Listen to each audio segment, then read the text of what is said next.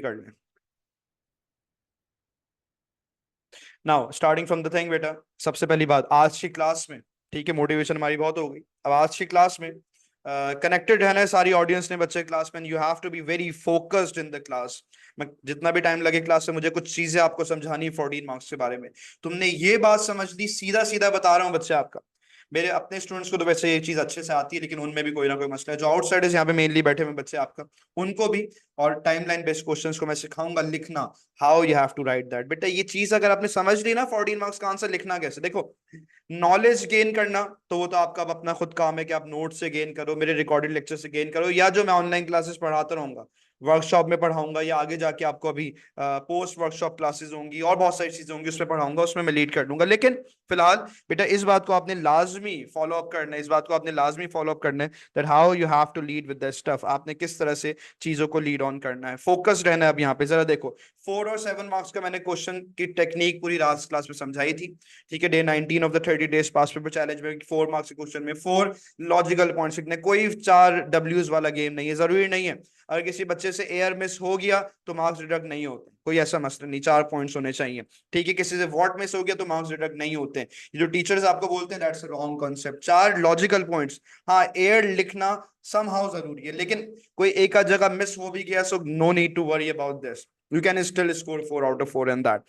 अच्छा, 4 की हमने बात करी थी, 7 मार्क्स की हमने बात करी थी। आज मैं सी पार्ट्स की बात करूंगा आपके साथ, और सी पार्ट्स के लिए बड़ा अच्छा प्रॉपर डेटा मैंने आपके लिए प्रिपेयर किया। So you need to understand कि यार एग्जाम्स में अब आंसर लिखने किस तरह के, अगर आपको मेरे बच्चे ये बात समझ आ गई ना कि एग्जाम्स में आंसर लिखने किस तरह के, so it is gonna be very easy for you, तो आपके लिए जिंदगी आसान हो जाएगी। ये नहीं समझ आया एग्जाम में 14 मार्क्स का आंसर, क्योंकि देखो 4 मार्क्स मैंने समझाया वो तो वैसे भी इजी है, 4 में से 4 पॉइंट्स लिखो, मैं वीडियो शेयर कर दूंगा उसकी होपफुली।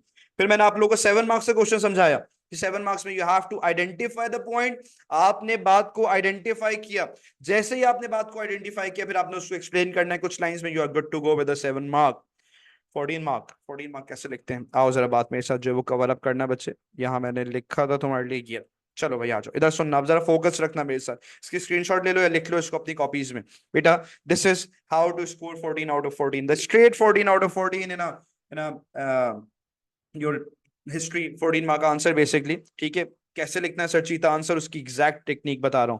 पहले जनरल रूल सुन लो जो थ्रू आउट द सिलेबस इस्तेमाल होता है, कुछ एक्सेप्शंस होंगी उसमें, कुछ एक्सेप्शंस के अलावा थ्रू आउट द सिलेबस जो एक जनरल रूल आपका फॉलो किया जाता है बच्चों, उस बात को आपने मेरे साथ जो है वो अंडरस्टैंड करना है और समझना है। सुनते रहना और फोकस करो। सुनो, सबसे पहली बात बेटा, अकॉर्डिंग टू लेटेस्ट पैटर्न, जो सबसे लेटेस्ट पैटर्न बेसिकली जो मई जून 24 वाले बच्चे जो अभी एग्जाम्स देने आएंगे उसका मैं पैटर्न आपको बता रहा हूँ जो आपने फॉलो करना है। अगर चाहते हो 14 में से 14 मार्क्स आए बेटा, ये पैटर्न फॉलो करके आना, और कुछ फॉलो नहीं करना आपने एग्जाम्स में। बेटा आपने, आपका 14 मार्क्स का आंसर 5 पैराग्राफ्स का होगा। कितने पैराग्राफ्स का होगा मेरे बच्चे, आपका आपका 14 मार्क्स का आंसर होगा 5 पैराग्राफ्स का। 1 2 3 4 5, 5 पैराग्राफ्स का आपका 14 मार्क्स का आंसर होगा। उसमें से first second third fourth 4 paragraph में 4 रीजंस होंगे, और फिफ्थ पैराग्राफ में जो फिफ्थ वाला है उसमें क्या होगा, उसमें कंक्लूजन होगा। यहाँ पे मेरे बच्चे आप फोकस करो मेरे साथ, क्या कह रहे हैं सर आपके, आपके सर आपको ऐसे कहा रहे हैं बच्चे कि 4 पैराग्राफ्स में, 4 पैराग्राफ्स में आपने 4 रीजंस लिखे। जैसे ही आपने 4 पैराग्राफ्स में 4 रीजन मेंशन किए, आपने फिफ्थ पैराग्राफ में कंक्लूजन लिखना है। फिफ्थ पैराग्राफ के आपके होंगे 2 मार्क्स, ठीक है। कितने मार्क्स हैं बेटे आपके, for writing a conclusion you need to have, you are having 2 marks out of 14 as per the latest mark schemes. अगर आप देखोगे रिसेंट ईयर्स में, पहले एक होता था, अब 2 मार्क्स होते हैं आपके कंक्लूजन के। 12 आपके रीजनिंग के हैं और 2 मार्क्स आपके कंक्लूजन के। कंक्लूजन में लिखना सिखाऊंगा, लेकिन पहले हम पैराग्राफ्स की बात करते हैं। कुछ एक्सेप्शंस हैं, एग्जाम्पल देता हूं। सवाल आया डिक्लाइन ऑफ मुगल एम्पायर पे, क्या सवाल आया मेरे बच्चे आपका, डिक्लाइन ऑफ मुगल एम्पायर पे। तो आपने क्या करना है, यहीं पे देख ले, हम जो पेपर देख रहे थे, कहाँ हो भाई तुम, जल्दी से आओ भाई। ये सवाल आया आपका, let's say decline of Mughal, चलो ये वाला हम लिख लेते हैं। अब सर सैयद अहमद खान पे सवाल है 14 मार्क्स, 4 पैराग्राफ लिखोगे। सर सैयद के पॉलिटिकल लिखे, अभी बताता हूँ इस क्वेश्चन को मैंने एक्सप्लेन करना है। सर सैयद अहमद खान के आपने जो है वो उनके रिलेशंस वाले बात लिखी, आपने उनके रिलीजियस रिफॉर्म्स लिखे, आपने उनके एजुकेशनल रिफॉर्म्स लिखे। 4 पैराग्राफ, 4 रीजंस, आखिर में कंक्लूजन। पूरे आंसर में 12 पॉइंट्स मिनिमम होने चाहिए, एग्जामिनर आपको ये बताता है। मैं उसमें ज्यादा कॉम्प्लेक्स नहीं करूंगा आपको, 12 पॉइंट्स आपके पास मिनिमम होने चाहिए, और 11 to 12 points if you want to get a good answer. No need to write an introduction. You are wasting your marks if you're writing an introduction in this 2024 May June 24 You don't need to do that. पुराने बचपन वाले pattern है ये 2020 तक चलते थे आपके, जो आप लोग पता नहीं क्यों अब तक फॉलो करते हो, मुझे नहीं पता। खैर, अब तो बेटा आपने जो है वो 5 पैराग्राफ का आंसर बनाना है। कोई 7 8 10 12 पता नहीं कितने कितने पैराग्राफ के बच्चे आंसर्स बनाते, no need to do that. Quality लिखो, पैराग्राफिंग पे इतना फोकस नहीं करो कि यार मैंने 6 पे जाना है, 7 पे जाना है, ऑल दैट वन। ठीक है बेटा, ये इंट्रोडक्शन लेवल 1 ऐसा कुछ नहीं होता, ये आपका रॉन्ग कॉन्सेप्ट है। मैं फिर वो बात बोल रहा हूँ, ये रॉन्ग कॉन्सेप्ट है आपका। जिसने भी आपको सिखाया, जिसने आपको मार्क्स स्कीम पढ़ना सिखाई बच्चे, वो गलत तरीके से सिखाई गई है आपको। अब सुनो यहाँ पे मेरे साथ बात को, सम एक्सेप्शंस। सर एक्सेप्शंस क्या है? एक्सेप्शंस पे जरा फोकस करोगे बच्चे मेरे साथ, कि यहाँ पे आपने एक्सेप्शंस की बात क्या फॉलो अप करनी है। एक्सेप्शंस का मकसद है कि कुछ ऐसे आंसर्स हैं आपके सिलेबस में जिसमें आपने ये वाला पैटर्न भूल जाना है, आप भूल जाओ। 5 पैराग्राफ वाला पैटर्न भूल जाओ आप, उसमें आप 6 7 8 पैराग्राफ। कुछ एक्सेप्शंस है पूरे एग्जाम पेपर में आपका, जैसे मैं एग्जाम्पल देके बता दूंगा। यार एक सेक्शन ए में तो कोई भी नहीं है एक्सेप्शन, सेक्शन बी से स्टार्ट होती, कुछ सेक्शन बी में ज्यादा एक्सेप्शन है। एग्जाम्पल सुनो बच्चे आपका, बेटा सेक्शन बी में एक एक्सेप्शन बच्चे मेरी ये है आपकी, अगर आप पढ़ो ना वो वाला जो क्वेश्चन है, फॉर्मेशन ऑफ, लिख लो इसको अपने पास, formation of all Indian Muslim league, उसमें आपने ज्यादा पैराग्राफ्स लिखे, उसमें आप 5 6 7 पैराग्राफ, 6 रीजंस मैंने करवाई तो 6 पैराग्राफ्स, और आखिर में कंक्लूजन 7 पैराग्राफ्स का आंसर बन गया। No need to worry. वहां पे जहां रीजनिंग है ही बहुत छोटी, वहां पे आप रीजन ज्यादा लिख दो, ज्यादा पैराग्राफ बना दो, तो एक एक्सेप्शन ही है आपके पेपर में। ठीक है, formation of AIML Muslim league की फॉर्मेशन जो हुई थी, उसमें आप ये वाला रूल नहीं फॉलो करो, उसमें आप चले जाओ बच्चे एक्सेप्शन वाला रूल जो आपको बताया। सर इसके अलावा क्या है बेटा? एक और आता है आपका, फेलियर ऑफ खिलाफत मूवमेंट। फेलियर ऑफ खिलाफत मूवमेंट, आपको पता है फेलियर ऑफ खिलाफत मूवमेंट में बहुत सारे रीजंस है, मैं ऐसे नेम कर दूं ताकि आपको याद आ जाए ना।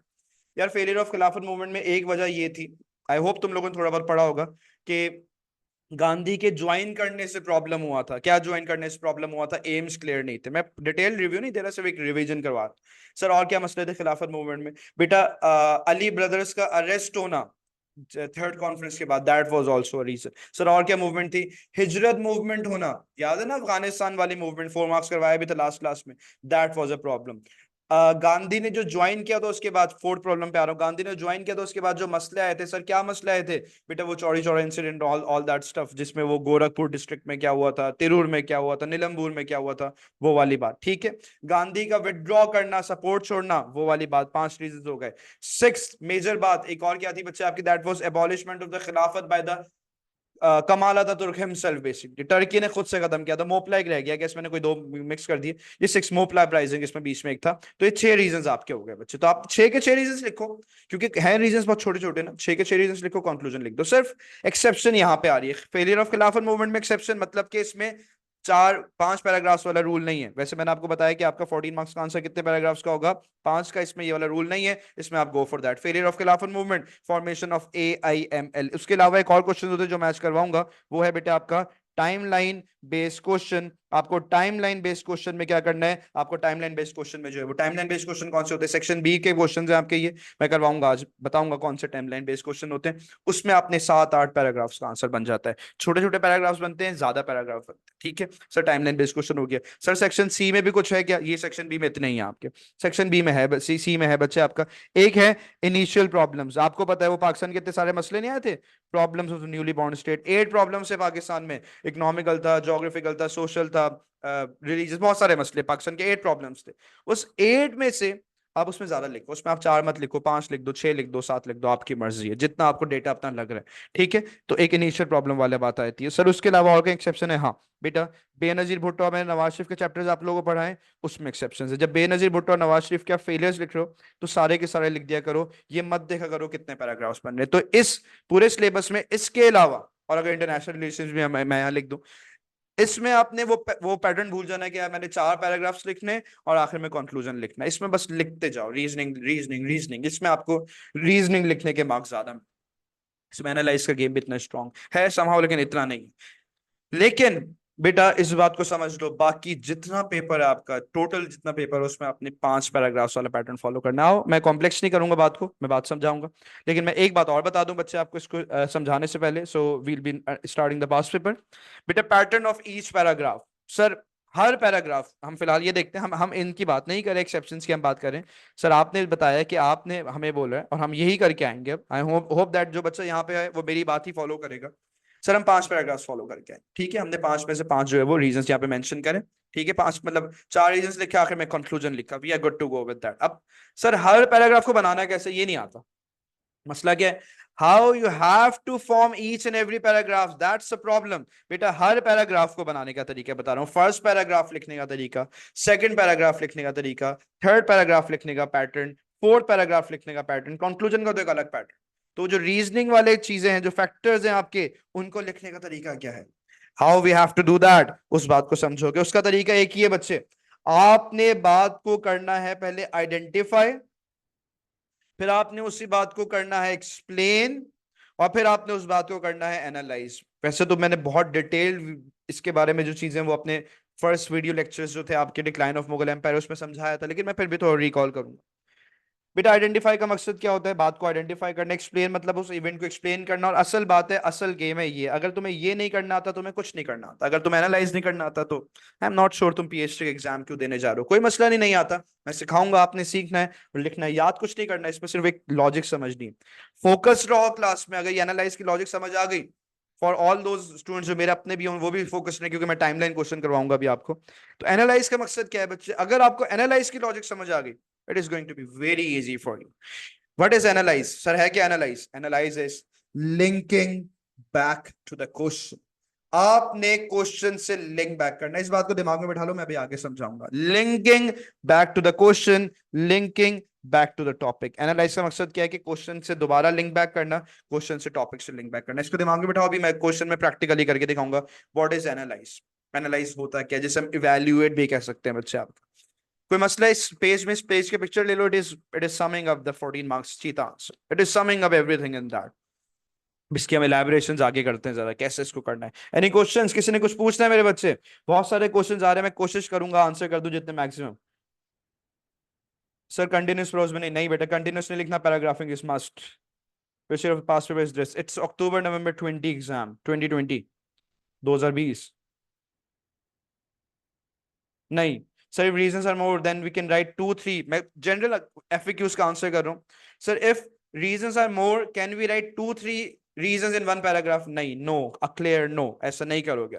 सर इंट्रोडक्शन नहीं होता, नहीं होता, नो। कितने पेजेस सर? बेटा मैं इसका आंसर कभी नहीं करूंगा आपको, कितने पेजेस कुछ नहीं होता, it's about the quality, it's never about the quantity, it's about what you are writing. मैंने आपको भेजे बहुत सारे आंसर्स, कुछ बच्चे 1.5 पेज में भी 14 मार्क्स ले लेते हैं, कुछ बच्चे 4 पेज लिख के भी नहीं ले पाते हैं। सो इट डजंट मैटर, गाने लिख के आ जाओ, थोड़ी हमें क्या पता। It doesn't matter about the pages and the length, never about that. ये पाकिस्तानी सोच है, अंग्रेजों की नहीं है। Sir how to attempt success and failures questions like the relations one, बताऊंगा आप लोगों को, थोड़ा सा कनेक्टेड ड्रॉ क्लासेस में आगे समझाऊंगा, सब करवाऊंगा, कुछ करवाए बगैर नहीं भेजूंगा। Sir if the reasons are more can we write 2 3? अच्छा जी, आई होप दैट मैंने आंसर कर दी, फिर मैं थोड़ी बाद, अब थोड़ी देर बाद मैं आपके सेशंस पे आऊंगा दोबारा एफएक्यूज पे। आगे चलते हैं बेटा हम। सर आगे की बात समझाइए, और क्या सीन है?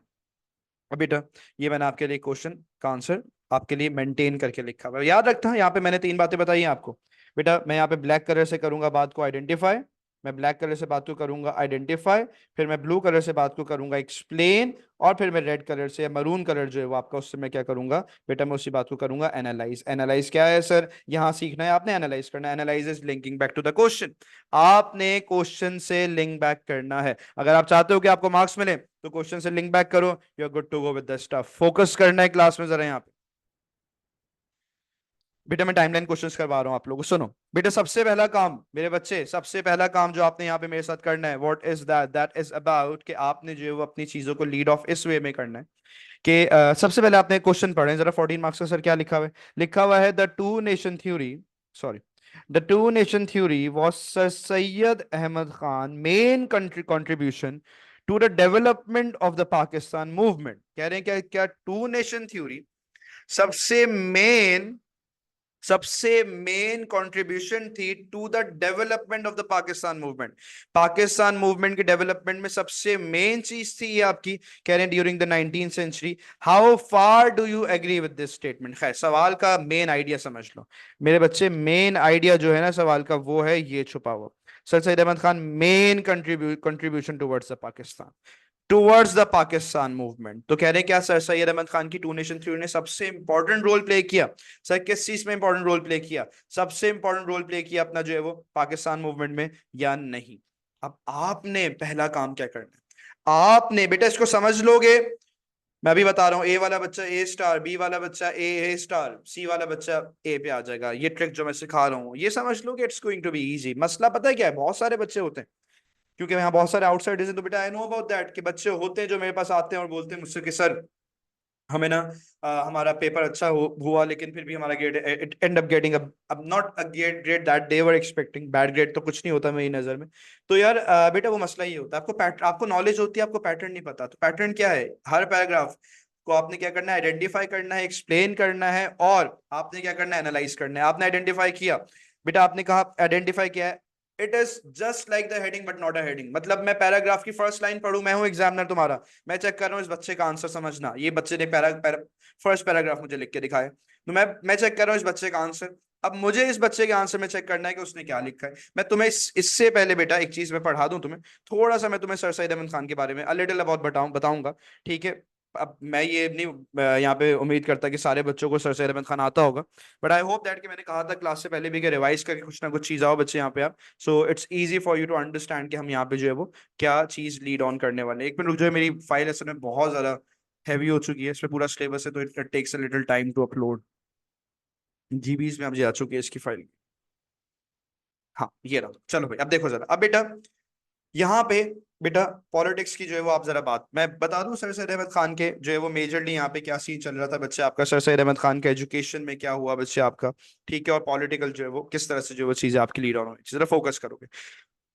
जिसने प्रॉपर्ली पढ़ना है sir Syed Ahmad Khan, you need to see my recorded lecture, सारे रिकॉर्डेड लेक्चर्स पोर्टल पे जाके देख लीजिए, you you understand the concept. लेकिन जिसने नहीं पढ़ा हुआ थोड़ा सा रिकॉल कर ले बेटा, सर सैयद अहमद खान ने पॉलिटिक्स में क्या किया था, मैंने लेक्चर लिखा हुआ ऑलरेडी, मैं सिर्फ एक रिकैप दूंगा, डिटेल्ड रिव्यू फिर वही आपने खुद पढ़ना है पोर्टल से जाके। 1885 में, क्योंकि हमारी आज तक क्लास का पर्पस सर सैयद अहमद खान पढ़ना नहीं, हमें पास पेपर सॉल्व करना सीखना है, ठीक है। 1885 में बेटा एक इंडियन पार्टी बनाई गई, उसका नाम था ऑल इंडियन नेशनल कांग्रेस।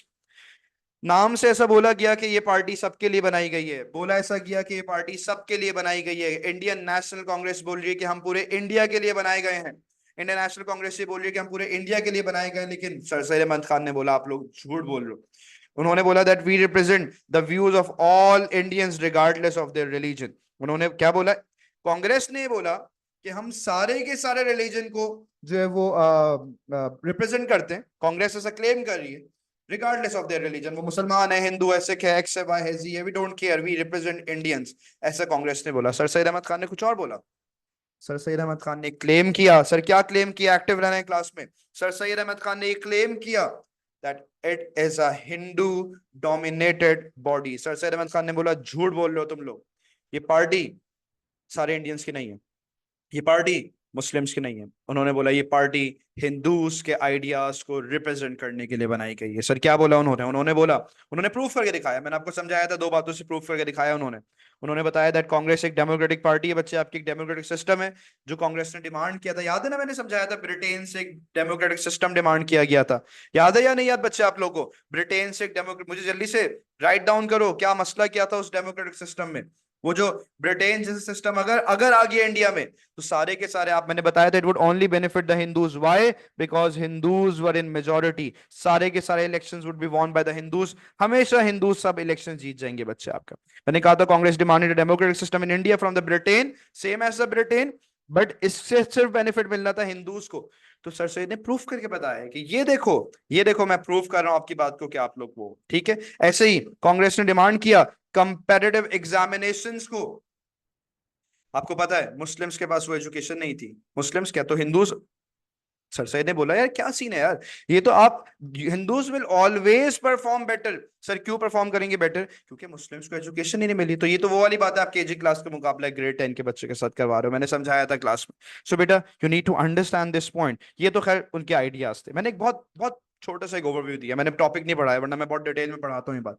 जिसको थोड़ा बहुत आता होगा, कुछ 60-70% उसको रिकॉल हो गया होगा, जिसको जीरो से पढ़ा है मुझे पता है उसे कोई बात समझ नहीं आई है, तो आप फिर जाके अगर लेक्चर पढ़ना है तो लेक्चर वाली वीडियोस में देखोगे आप, ठीक है। फिर हिंदी हिंदी उर्दू कंट्रोवर्सी हुई बच्चे आपकी, जिसमें हिंदूज और दोनों कम्युनिटीज ने वो क्या किया बच्चे आपका, अपनी लैंग्वेज में मसला किया था, जिसपे सर सैयद अहमद खान ने क्या किया, सर सैयद अहमद खान ने डिमांड किया about having the advocated idea of two nation theory. उन्होंने टू नेशन थ्योरी का आइडिया क्या कर दिया, उसको एडवोकेट कर दिया। I hope that you are getting this point, और आपको ये वाली बात जो है वो क्लियर हो रही है. If you're having any problem, if you're having any trouble to ask, so you can ask me about that. इसी को बेटा मैं अब आगे लेके चलूंगा और आपको नेक्स्ट बात फोकस करना है बच्चे, आपने यहाँ पे फोकस करना है जरा यहाँ पे क्या हुआ. अब बेटा सीन क्या होता है अब ना, ये तो हो गया एक छोटा सा एक रिव्यू अबाउट दैट कि यार उसमें जो है वो किस तरह से जो वो चीजों को लीड ऑफ किया गया. अब जरा मेरे मेन जो फोकस है बच्चे आपका ऑफ हैविंग दिस स्टफ, उसको जरा फोकस करना, हम जो सवाल कर. ठीक है, एक छोटा सा एक रिव्यू. कुछ पूछना है किसी बच्चे ने तो आप मुझसे पूछ सकते हो बच्चे.